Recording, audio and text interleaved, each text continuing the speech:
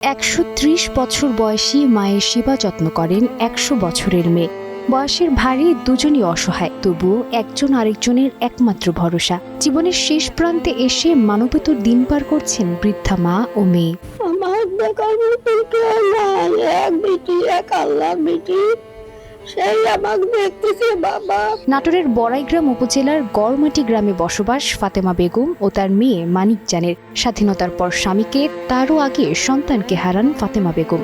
এরপর থেকে দুই মা মেয়ে একে অপরকে আঁকড়ে ধরেই বেঁচে আছেন, কিন্তু বয়স বাড়ার সঙ্গে সঙ্গে বেড়েছে অসহায়ত্ব।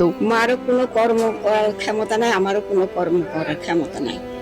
আমি পড়ে যাই, আমার মাজা ভাঙি, আমি একবারে অচল হয়ে গেছি। আমার মায়ের পায়খানা পিসাব সব আমি ফেলাই, আমি আমার মায়ের দেখাশোনা করি, আমার মায়ের গুড়ার ভাত রাঁধি, মায়ের সাথে করে খাই।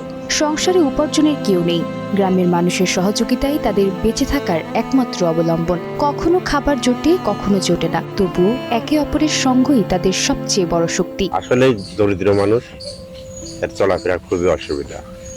খাওয়ার এক সময় জোটে, এক সময় জোটে না। গ্রামের লোক একাড্ডু সাহায্য করে, সেটাই খায়, লড়াটড়াও তো করতে পারে না। Presenting Walton Crystal Series. Switch to premium. Switch to Crystal. জাতীয় পরিচয়পত্রে বয়স কম লেখা থাকলেও স্থানীয়দের দাবি ফাতেমা বেগমের বয়স ১২৫ থেকে ১৩০ বছরের কাছাকাছি। কিন্তু দীর্ঘ জীবনের এই পথ চলায় আজ তাদের সবচেয়ে বড় প্রয়োজন নিরাপদ আশ্রয়, চিকিৎসা আর নিয়মিত সহায়তা।